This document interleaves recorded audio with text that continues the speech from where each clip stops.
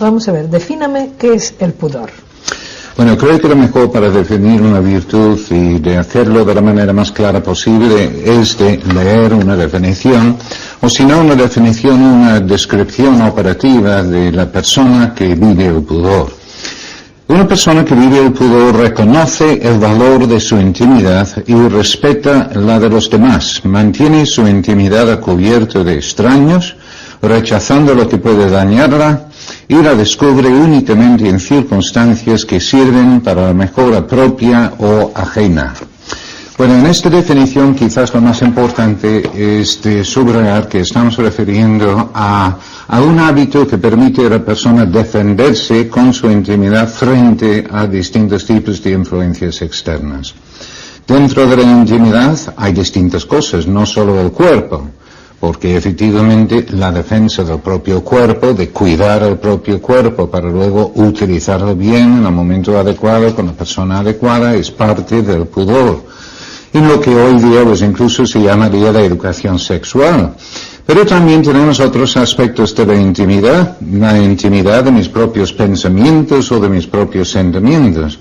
Hay personas que van contando todo lo que les ocurre respecto a sus sentimientos, sus pensamientos, o cualquier persona en cualquier momento, les falta pudor, pero también hay personas que van compartiendo su cuerpo de cualquier manera con cualquier persona, que también es una falta de pudor. El pudor, en una palabra entonces, es esa virtud que permite que uno está en posesión de los aspectos más íntimos de uno mismo, y uno aprende a utilizarlos únicamente, en términos generales, cuando uno cree que haciéndolo uno va a ayudar a otras personas a mejorar, o que uno puede terminar mejorándose uno mismo también. Bueno, yo creo que casi ya hemos acabado. Todas las preguntas que yo tenía casi, bueno, vamos a ver. Hoy en día oímos mucho, sobre todo a los personajes públicos, ¿no?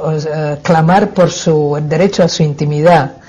Parece como que va en esta línea, ¿no? Y atacan pues a la prensa, a los medios de comunicación que los invaden, pero por otro lado parece como que su vida está en la calle, con lo cual, ¿dónde está el límite de la intimidad, del pudor? ¿Qué es público, qué es privado en una persona? Bueno, no solo en este planteamiento, sino otra cosa curiosa, y también se va hablando de que la persona natural, sin ningún tipo de condicionamiento social, es la persona que anda desnuda, sin ningún tipo de cuidado de su propia intimidad. Entonces tenemos los dos problemas planteados. Por un lado, la gente diciendo que por vía de los medios de comunicación masiva y personas, individuos que no me dejan defender mi propia intimidad, y por otro lado dice que la intimidad debe de estar delante de todos. Entonces es una contradicción realmente bastante curiosa sobre este tema.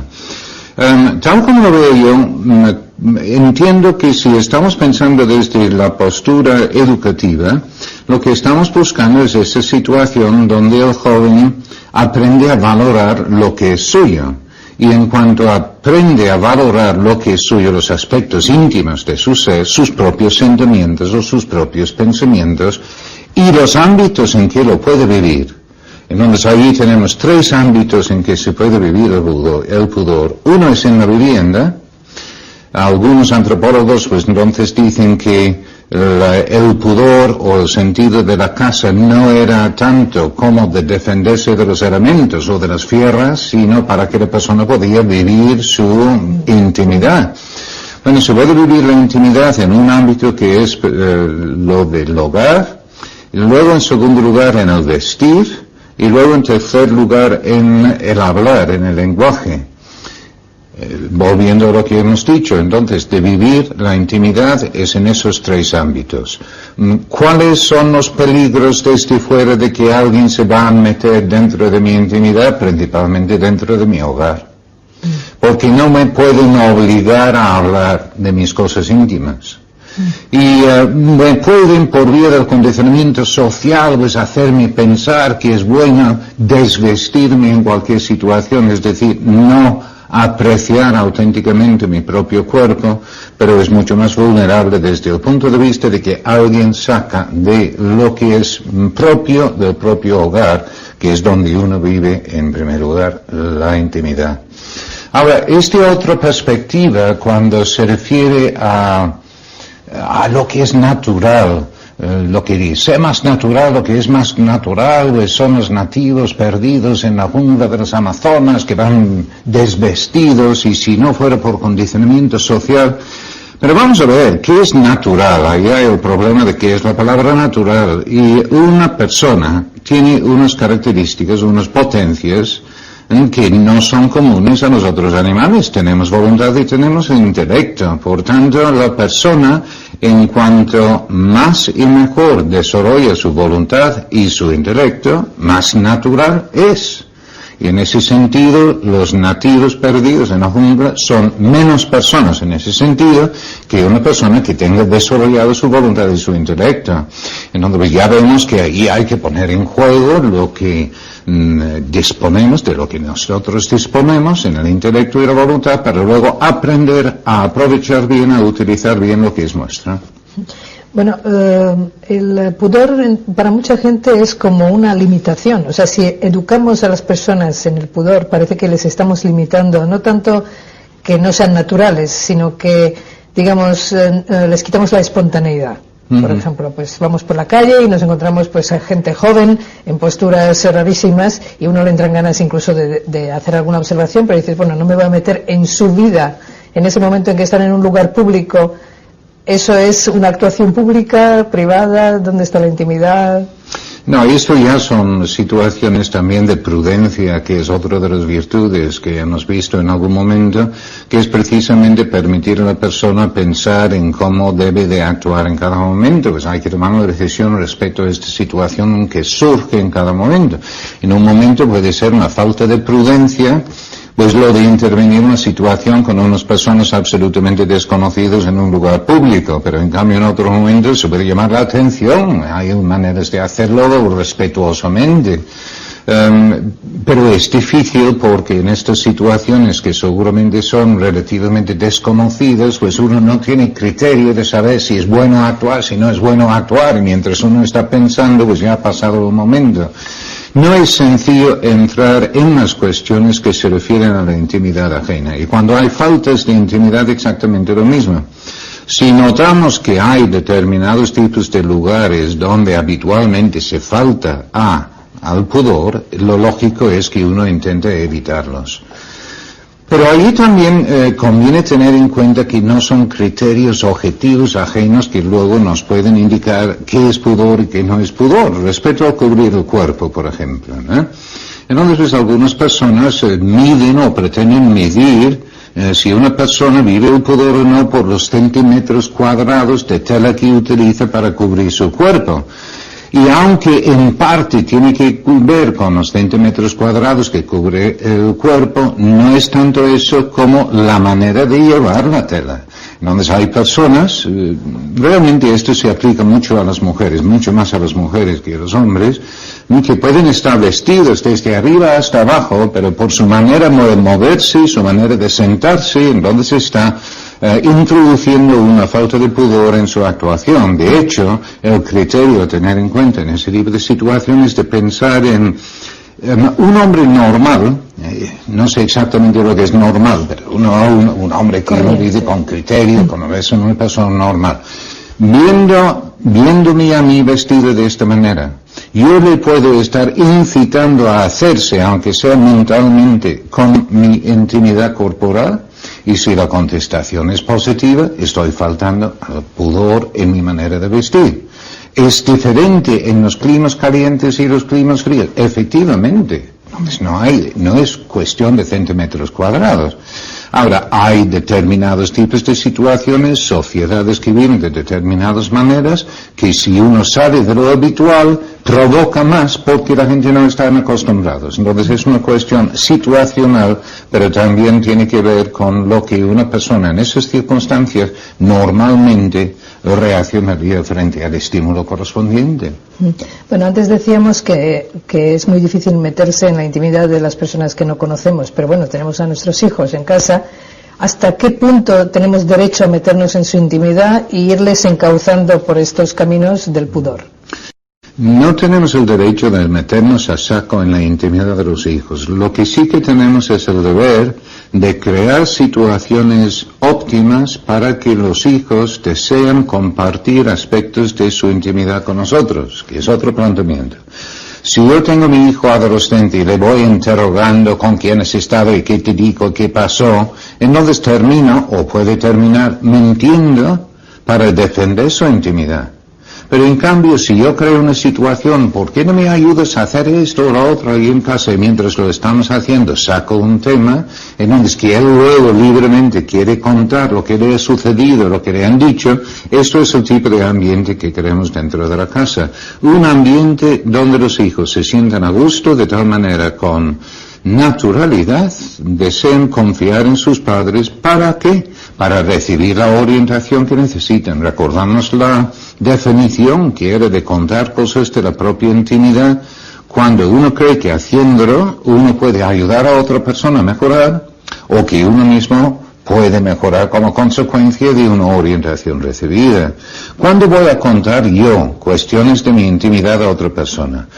Pues con una frase del tipo siguiente, pues mira, recuerdo cuando yo era joven, en donde me sucedió tal cosa, ¿y por qué lo cuento? Era una cosa de mi intimidad, porque creo que haciéndolo lo voy a apoyar, lo voy a ayudar a esta otra persona a ver que no es el único en el mundo que ha sufrido ese tipo de sentimiento. Entonces es esta doble entrada, vamos a decir. La intimidad con los hijos, de todas formas, sí que vamos a respetar su intimidad, pero sabiendo que el criterio supremo es el bien del hijo. Entonces, aunque yo voy a intentar no abusar, no meterme a saco en su intimidad, hay determinadas cuestiones en que uno tiene que obrar en contra de lo que parece que es la defensa de la intimidad. Por ejemplo, si una hija de 17 años va recibiendo una serie de cartas con periodicidad y está llorando, se encierra en su cuarto, se ve que cada vez se va poniendo peor cara, le preguntamos pues qué está sucediendo, no contesta nada, creamos situaciones para que pueda abrirse, no se abre, pero cada vez que lee una carta y entonces vemos que se va poniendo peor, ¿qué vamos a hacer? Pues yo diría leer la carta. Y esto es un abuso de la intimidad, me da igual que sea un abuso de la intimidad, porque sobre todo, más que la intimidad está el bien. Y yo necesito saber qué está pasando para luego poder ayudarla. Bien, y ya que en muchos ambientes o en algunos ambientes el pudor está tan desprestigiado, ¿cuáles son los beneficios del pudor? Dígame. Pues aquí yo creo que lo que uno necesita es reconocer que uno quiere estar en posesión de uno mismo y así tener personalidad. ¿Qué es la personalidad?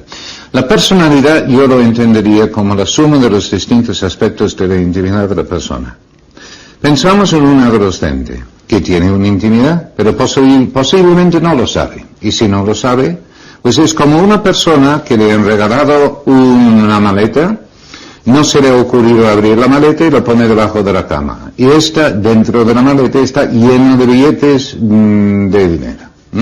Pero él teóricamente es dueño de los billetes, pero como jamás ha abierto la maleta, pues no sabe que lo tiene. Pues ¿qué sucede en esa situación? Lo mejor que puede suceder es que no suceda nada, porque cualquier persona puede entrar, encontrar los billetes y robarle todo lo que es suyo. Lo mismo sucede con la intimidad de los jóvenes. Si no se dan cuenta de que tienen unos pensamientos propios, unos sentimientos propios, un cuerpo propio que es suyo para disponer de ello como ellos quieren, otras personas pueden ir robándoselo con una facilidad enorme, de tal manera que terminan siendo personas que se dejan llevar únicamente por sus tendencias básicas y dejan de tener personalidad. Entonces este es uno de los grandes méritos de poder desarrollar el pudor. Y también respecto al aspecto del cuerpo. Entonces uno dice, pues todo esto de la educación sexual, ¿realmente de qué se trata?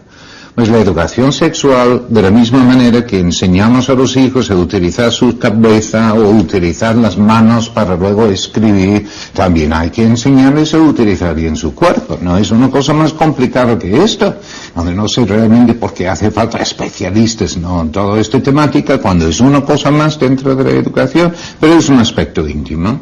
como es un aspecto íntimo y donde se defiende especialmente la intimidad, es dentro del hogar, en el destino y en hablar, pero especialmente dentro del hogar, pues donde hay que realizar esta educación, pues dentro del hogar, porque es el lugar íntimo donde se puede tratar las cosas con la máxima naturalidad que hace falta para estos temas.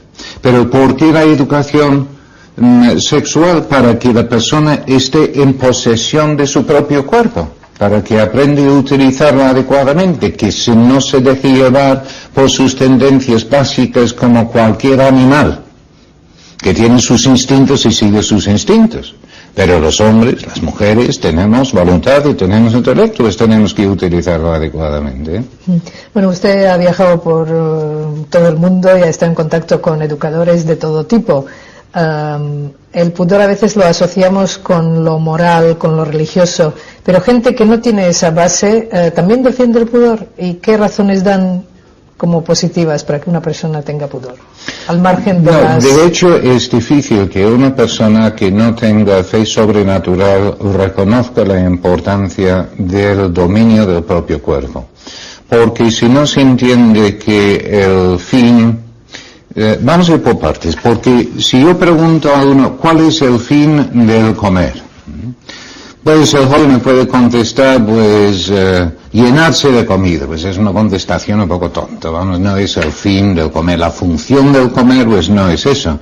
No, la función del comer es alimentar el cuerpo. Pues efectivamente, esto es la función del comer. Ahora bien, Dios ha puesto placer en el comer, a menos algunas comidas escolares, ¿verdad? Pero normalmente ha puesto placer en el comer para llevar a la persona a cumplir con la función. Si realmente comer fuese una cosa desagradable, pues quedaríamos raquíticos o nos moriríamos de hambre. Pues ¿cuál es la función de la relación sexual? ¿Es buscar el placer? No, este es un objetivo que yo puedo plantear. ¿Cuál es la función? Crear niños, pues efectivamente. Ahora bien, Dios ha puesto placer en la relación sexual para que los hombres cumplamos con esa función, y si no fuera agradable, no habría niños. Ahora bien, con el fin del placer, y nada más que del placer, y si la persona no tiene, por tanto, un fin superior en su vida, entiende que el único fin es el placer, de un planteamiento puramente freudiano, que sigue teniendo mucha influencia en los tiempos actuales, entonces no tiene ningún sentido el controlar el propio cuerpo. A menos que uno cree que por hacerlo, pues uno logra mayor placer en algún momento, pero no es en el sentido de que lo he explicado ahora, en función del buen funcionamiento del propio cuerpo, de acuerdo con la razón de su propia existencia. Con este planteamiento, entonces, si las personas no tienen fe sobrenatural, es muy difícil razonar o conseguir que luego viven el pudor en ese sentido. No digo que sea imposible, sencillamente que es muy difícil. Bueno, la pregunta es, ¿a qué edad hay que empezar a educar en el pudor? Porque no sé por qué tengo delante de los ojos fotos de niños pequeños, muchas veces desnuditos encima de una mantita, y luego resulta que cuando tienen 14 años hay que explicarles que así no se va por la vida. Entonces, ¿dónde está el límite? O sea, esta especie de pudor con el cuerpo, ¿no? Yo creo que como todas las virtudes, y ya lo repetimos cada vez que hablamos de una virtud, que con los niños pequeños no es la virtud propiamente dicho, sino una serie de hábitos que luego les permiten traducirlo en virtud más adelante. Con el niño pequeño, en relación con el pudor, uno estará buscando que vaya desarrollando unos hábitos pequeños como de no entrar en una reunión de personas desnudo, que llame a la puerta antes de entrar, que no cuente todas las cosas íntimas de mamá a la profesora en el colegio. Vamos, cuestiones normales, pero no porque él entiende que esto es una cuestión de su intimidad o de la intimidad familiar, sino que como un hábito, que hay determinadas cosas que se hace o no se hace. Luego, pues entonces uno irá introduciéndolo dentro del campo de la información, y uno verá que en torno a los 6 años conviene que el niño sepa que el bebé está en la barriga de mamá, que hay que dar una información adecuada a cada niño de acuerdo con sus circunstancias. siempre se plantea es mejor llegar antes o después. Llegar después mal porque puede haber recibido una información incorrecta desde otras fuentes, especialmente de los parientes, por cierto. Y luego también es posible que uno va despertando una curiosidad malsana, introduciendo la información cuando no conviene. Pues si dentro del ambiente familiar uno se va dando cuenta que es un tema más para tratar, entonces uno va aprovechando las circunstancias de acuerdo con cada niño, y con cada niño mejor es atenderle personalmente, ya que sus inquietudes, sus necesidades son diferentes. Entonces incluso desde los 6 años pues conviene ir sacando estos temas. Una información adecuada al niño de acuerdo con su proceso de crecimiento. Ahí pues una información adecuada. Recuerdo que cuando vivía en Bilbao había un matrimonio que tenía un hijo y entonces su madre pues quedó embarazada. Entonces en un momento el niño de 5 o 6 años te preguntó, pero mamá, ¿qué tienes ahí? Y ella le contestó, pues un bebé. Pero luego siguió preguntando y dijo, pero mamá, ¿cómo llegó ahí? Y ella le contestó, pues papá me lo regaló. Pues ya parecía una información adecuada para un niño de 5 o 6 años. Quedó contento con la información. Parecía ser, porque luego por la noche llegó su padre a casa y fue corriendo a su padre y dijo, papá, ¿tú has regalado un bebé a mamá? Y entonces dijo, pues sí, que lo he hecho. Entonces dijo, no le regales más porque los come. Entonces, pues igual necesito un poco de más información, pues efectivamente. Es un proceso hecho con naturalidad, relacionando la educación propiamente del cuerpo con la educación para el amor y con la educación en la fe. Que nosotros colaboramos con Dios en la creación del niño, pero Dios está poniendo el alma, en donde que sea una parte de un todo y no una cosa separada como clase de biología. Por eso está la clase de la reproducción en biología.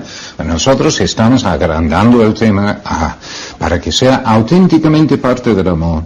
Y ahí es una cosa, aunque ya me estoy como entusiasmando con la cuestión, me da muchísima pena pensar que el tema de la educación sexual, la educación para el amor, no se abarca dentro de la misma familia, porque hay tan pocos temas íntimos, tan maravillosos que tenemos para tratar con nuestros propios hijos.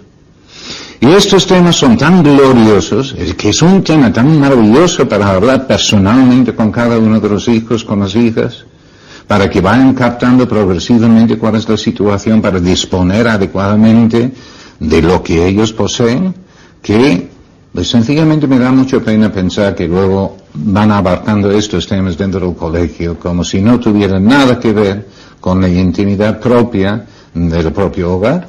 ¿Y no será que los padres se sienten incapaces de explicarlo bien y entonces prefieren despachar este tema a otros? Que lo hacen también lo mejor que pueden muchas veces. Puede pero que no sí, llegan. la verdad es que creo que los motivos principales que pueden tener los padres por no intervenir, por no hablar de este tema, es por no disponer de 3 o 4 palabras para tratar los temas delicados con sencillez. Normalmente es mejor utilizar las palabras médicas, y una vez que uno los ha encontrado en cualquier libro, pues utilizarlos para luego explicar lo que hace falta. Entonces una información dada como proceso, con naturalidad, introduciendo los temas de acuerdo con el momento, teniendo en cuenta unas edades cuando conviene tocar determinados temas y tratarlos así. Y como en muchas cosas, cuando uno comienza, pues entonces uno dice, pues ¿por qué he estado tan reticente en esta cuestión que no es para tanto, ¿no? Bueno, imaginemos que a nuestros hijos los hemos formado en el pudor y que realmente en casa y por donde los vemos se ve que lo tienen asumido. Pero de repente llegan pues unas vacaciones, llega un campamento, llega una excursión donde están con otros niños, donde eso no se practica, lo que ellos tienen. ¿Cómo formar su criterio para que en una situación así no se dejen llevar por lo que hacen otros? Bueno, hay hábitos, por un lado, que vimos antes con los niños pequeños, y luego, como van creciendo, hay que ir razonando para que comprenden el porqué de sus actos. Si ellos ya están entrando en la adolescencia, cuando pueden ser influidos por chicos mayores, chicas mayores que están en el mismo tipo de lugar, que tienen costumbres diferentes, que no han recibido una educación parecida, hay que enseñar a los hijos a, vamos a decir, defender su criterio frente a los demás. y buscar la solución para la situación concreta, que evidentemente aquí no podemos entrar en cuál es exactamente la situación que ha surgido en que ellos tienen que defenderse o que tienen que decir que no o que tienen sencillamente de marcharse y buscar otro sitio donde estar. Pero desde luego, si están en la casa de unos amigos, donde tienen costumbre de dejar a los hijos ver todas las películas, y ellas saben que ya son unas películas que en casa no ven, pues uno les enseña a decir, cuando hay una película, decir que uno está cansado y que uno va a la cama, si esto es el caso, ¿no? Pero enseñarles cuestiones concretas que pueden hacer en determinados momentos cuando ellos ya, porque lo han aprendido, se dan cuenta de que está quedando dañado su intimidad. Creo que va por ese camino lo que uno está buscando. Pero de todas formas, el poder de las circunstancias en que están, con las personas que están, es enormemente fuerte, y por eso también los padres tenemos la responsabilidad de intentar ir introduciendo a nuestros hijos en agrupaciones de personas cuyos padres comparten los mismos tipos de valores que nosotros. Bueno, hemos tocado el tema de los amigos, así que nuestro próximo tema va a ser la amistad. Gracias. Muy bien.